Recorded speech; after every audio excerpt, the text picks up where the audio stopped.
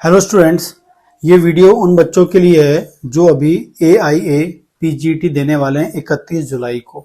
ठीक, बहुत सारे बच्चे लगातार पूछ रहे हैं कि सर पीजी का कौन कौन सी ब्रांच में होता है। ऑलरेडी बहुत सारे लोग को पता है, लेकिन तब भी बहुत सारे लोग पूछ रहे हैं सर पीजी कौन कौन सी ब्रांच में होता है, कौन सी ब्रांच हमको लेनी चाहिए, क्या स्कोप है ब्रांच का। ठीक, तो वो आपको मैं आज बताता हूँ।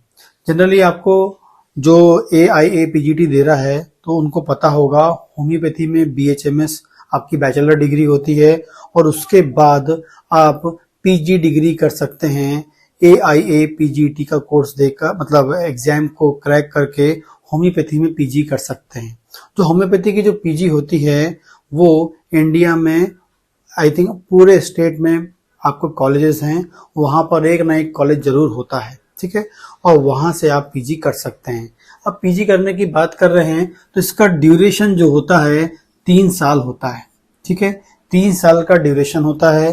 आपको जो MD आप करेंगे, जो इसमें पीजी होती है सिर्फ MD होता है, MS नहीं होता है, MD होगा और इसका ड्यूरेशन लगभग 3 साल होता है। 3 से 3+ भी हो सकता है, लेकिन एग्जैक्टली जो ड्यूरेशन है वो 3 साल का होता है। ठीक, और एग्जाम इसमें आपको देना है AIA PGT देना होता है। इसके अलावा और कोई तरीका नहीं होता है। यही इंडिया में जो एग्जाम होता है करवाया जाता है, जिसके द्वारा आपको MD में एडमिशन हो जाता है। एंड जब आप एडमिशन लेंगे तो काउंसलिंग के द्वारा ही लेना है, काउंसलिंग के थ्रू ही इसमें आपको जाना चाहिए, क्योंकि काउंसलिंग ही बेस्ट तरीका है, वे है एडमिशन लेने का, और वही आपकी फ्यूचर को सिक्योर करता है। ठीक है, अब जब आप एडमिशन लेंगे तो आपके 2 टाइप के कॉलेज आपको मिलेंगे, एक गवर्नमेंट कॉलेज मिलेगा, एक प्राइवेट कॉलेज मिलेगा। अब बहुत सारे बच्चे बोलते हैं सर गवर्नमेंट और प्राइवेट में क्या अंतर है। आपको बता दें, जब आप गवर्नमेंट कॉलेज में जाएंगे तो उसके बेनिफिट्स क्या हैं। जब आप गवर्नमेंट कॉलेज में जाएंगे तो वहां पर आपको एक तो फीस कम लगेगी, सेकेंड आपको वहाँ स्टाइफंड अच्छा खासा मिलेगा। ठीक है, हर कॉलेज का अलग अलग स्टाइफंड होता है, लेकिन लगभग आप समझ जाइए 40+ या 30 से 40 के बीच में, या 40+ आपको स्टाइफंड मिलता है पर मंथ, एवरी मंथ आपको मिलेगा। तो गवर्नमेंट कॉलेज में आपको एडमिशन लेना चाहिए तो फीस कम मिलेगी और स्टाइफंड मिल जाएगी आपको। ठीक है, लेकिन गवर्नमेंट कॉलेज में आपको एडमिशन लेने के लिए AIA PGT में अच्छे नंबर लाने होंगे, और अच्छे नंबर लाने के लिए आपको अच्छी स्टडी करनी पड़ेगी, तभी आप AIA PGT को क्रैक कर पाएंगे और गवर्नमेंट कॉलेज के लायक नंबर लेके आएंगे। यदि आप प्राइवेट कॉलेज में लेते हैं तो प्राइवेट कॉलेज में क्या होता है, फीस ज्यादा होगी, स्टाइफंड नहीं मिलेगा। फीस ज्यादा होगी और स्टाइफंड आपको वहां पर नहीं मिलेगा। तो दोनों में यही सबसे बड़ा डिफरेंस है। बाकी तो स्टडी सेम होती है, सिलेबस सेम है, सब बराबर है, सिर्फ 2 ही अंतर होते हैं। स्टाइफंड वहां गवर्नमेंट में है, प्राइवेट में नहीं है।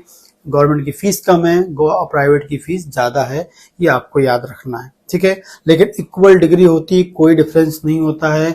ऐसा नहीं कि आपने गवर्नमेंट कॉलेज से MD करके आ गए तो आपको सैलरी ज्यादा मिलेगी, बिल्कुल ऐसा ही नहीं है। सब इक्वल होते हैं। MD करने के बाद प्रैक्टिस करने जाएंगे आप, वहां भी इक्वल होगा। प्रैक्टिस में यदि आपका नॉलेज अच्छा होगा तो आप अच्छी प्रैक्टिस करेंगे। ऐसा नहीं कि गवर्नमेंट कॉलेज से करके आए तो मेरी ज्यादा प्रैक्टिस चलेगी, ऐसा बिल्कुल नहीं होता है। बहुत सारे लोग बड़े कंफ्यूज होते हैं, लगातार बच्चे पूछते हैं सर गवर्नमेंट कॉलेज से करेंगे तो अच्छी जॉब लग जाएगी। बिल्कुल ऐसा कुछ नहीं है, सब बराबर होते हैं। बल्कि हम ये कह सकते हैं गवर्नमेंट कॉलेज में जब आप पढ़ते हैं तो आपको अच्छी खासी स्टाइफंड मिलती है, अच्छी खासी लेवल स्टाइफंड मिलती है, लेकिन जैसे ही MD करके आते हैं और यदि बाई चांस कद आप कॉलेज ज्वाइन करते हैं तो हो सकता है कि आपको जो सैलरी है उसके बराबर ही मिले। ठीक है, तो इसलिए मैं आपको ये बोलना चाहूंगा कि गवर्नमेंट प्राइवेट में से MD करके आने के बाद सब इक्वल होता है, कोई आपको बदलाव नहीं होता है। सिर्फ 2 ही अंतर बताया मैंने आपको, वो मिलेगा। इसके अलावा बात करेंगे ब्रांच। बहुत सारे बच्चे पूछ रहे हैं कितनी ब्रांच।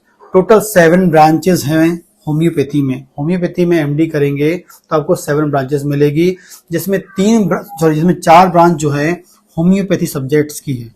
होम्योपैथी सब्जेक्ट्स की 4 ब्रांच है। मटेरिया मेडिका में MD होता है। ठीक है, ऑर्गन ऑफ मेडिसिन में MD होता है, फार्मेसी, होम्योपैथिक फार्मेसी में MD होता है, एंड रिपर्टरी। ये 4 होम्योपैथी सब्जेक्ट्स में MD आपको मिलेगा। इसके बाद एलाइड सब्जेक्ट की बात करेंगे, आपको प्रैक्टिस ऑफ मेडिसिन है, पीडिया है, ठीक है, एंड साइकेट्री है। ये 3 जो ब्रांच हैं, PM practice of medicine, paedia, paediatric and psychiatry, ये 3 एलाइड सब्जेक्ट्स में आपको MD मिलता है। ठीक है। तो टोटल कितनी हो गई आपकी 4 और 3, टोटल 7 ब्रांच जो है प्रेजेंट टाइम में 7 ब्रांचेस अभी हैं। फ्यूचर में यदि ऐड हो जाए तो बात अलग है, लेकिन प्रेजेंट टाइम में 7 ब्रांचेस हैं जिससे आपको पीजी मिलता है होम्योपैथी में। अब आपको जो चूज करना है, मैं आपको बता दूं कि कोई भी आप किसी भी ब्रांच से यदि आपने पीजी किया, जब आप प्रैक्टिस करना जाते हैं तो वहां आप क्या लिखते हैं, एमडी होम्योपैथी लिखते हैं, ना कि आप ब्रांच लिखते हैं। ठीक है। तो ये आपको एक जो क्लिनिकल प्रैक्टिस की बात करेंगे वहां तो कोई फर्क नहीं पड़ता है। ठीक, कोई आपको डिफ्रेंशिएट नहीं कर पाएगा कि आपने मटेरियल मेडिका में किया, ऑर्गेनल में किया। आप तो लिखेंगे बीएचएमएस एमडी होम्योपैथी या होम लिखते हैं। लेकिन जब आप कॉलेज, जब इसकी आप जॉब की बात करेंगे तो इसमें आपको जॉब मिलेगी। जब आपको जॉब मिलेगी, जब आप कॉलेज ज्वाइन करेंगे, तो कॉलेज ज्वाइन करेंगे तो मेरे अकॉर्डिंग तो ये है, और जो मेरा नॉलेज बताता है, जो सीनियर से मैंने लिया है, अपने सीनियर से जानकारी जो मिलती है, इंफॉर्मेशन मिलती है, जिसने मटेरिया मेडिका में एमडी किया है उसको अपनी मटेरिया मेडिका सब्जेक्ट ही ज्वाइन करना चाहिए। जिनने ऑर्गन ऑफ मेडिसिन में एमडी किया है उसको ऑर्गन ऑफ मेडिसिन में ही ज्वाइन करना चाहिए। फार्मेसी वाले को फार्मेसी ही ज्वाइन करना चाहिए और रिपर्टरी वाले को रिपर्टरी ही ज्वाइन करना चाहिए, क्योंकि गवर्नमेंट जॉब जब निकलता है तो गवर्नमेंट जॉब में, जैसे यदि आपने मटेरियल मेडिका में पोस्ट निकली है लेक्चरर की, ठीक है, तो आपने यदि मटेरियल मेडिका से एमडी की और मटेरियल मेडिका में आपकी टीचिंग एक्सपीरियंस है तो आपको ज्यादा बेनिफिट मिल सकता है जॉब में। इसलिए जिस ब्रांच से आपने किया है उस ब्रांच की ओर ही आपको जाना चाहिए। ठीक, अगली बात करते हैं एलाइड में। तो प्रैक्टिस ऑफ मेडिसिन को प्रैक्टिस ऑफ मेडिसिन सब्जेक्ट में ज्वाइन करना चाहिए। पीडिया वाला जो है इसको भी पीएम ज्वाइन करना चाहिए, क्योंकि पीडिया जो है उसका पीएम से ही होता है। ठीक है। एंड साइकेट्री वाला है, इसको भी पीएम की ओर जाना चाहिए।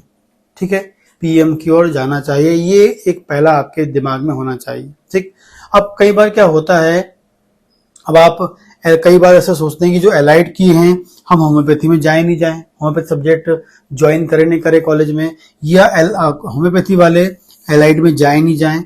तो आपको ये याद रखना चाहिए कि यदि आपको मटेरिया में एमडी की और मटेरिया नहीं मिल रहा है तो आप ऑर्गेनॉन फार्मेसी रिपर्टरी ना ज्वाइन करके फिर आप ज्वाइन कर लीजिए एनाटॉमी, फिजियोलॉजी, क्योंकि उसमें स्पेसिफिक एमडी नहीं हो रहा है, तो उसकी ओर आप जाइए, ना कि एमएम वाला ऑर्गेनॉन ज्वाइन कर लें, क्योंकि ऑर्गेनॉन वाले ऑलरेडी हैं।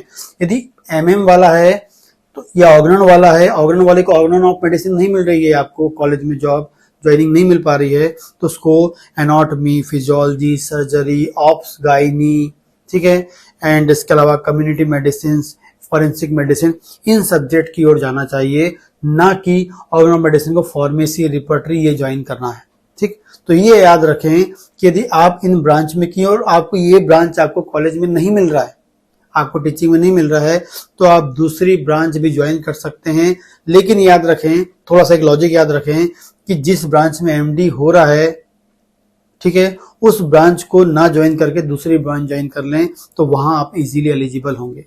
क्योंकि होम्योपैथी में, एफएमटी में आपकी कोई एमडी नहीं हो रही है, सर्जरी में नहीं हो रही है, ऑब्स गायनी में नहीं हो रही है, एनाटॉमी में नहीं हो रही, फिजियोलॉजी में नहीं हो रही, सीएम में नहीं हो रही है, ये 6 सब्जेक्ट्स होते हैं, यहाँ आपको ज्वाइन करना है, ना कि मटेरियल वाला ऑर्गेनॉन कर ले, ऑर्गेनॉन वाला रिपर्ट फार्मेसी कर ले। ऐसा ना करके इन 6 ब्रांच को ज्वाइन करेंगे तो इससे भी आपको फ्यूचर में बेनिफिट मिलेगा, क्योंकि जब सीएम की, कम्युनिटी मेडिसिन की या सर्जरी की आपकी जॉब निकलेगी तो वहां पर क्या होगा, सिर्फ सर्जरी की जो टीचिंग एक्सपीरियंस को माना जाएगा, ना कि वहां पर कोई स्पेसिफिक ब्रांच को माना जाएगा। इसलिए कोई भी आपने ब्रांच की है, इन 6 सब्जेक्ट में से कोई एक ज्वाइन कर लेंगे और जब जॉब निकलेगी तो वहां पर आपको बेनिफिट मिल जाएगा।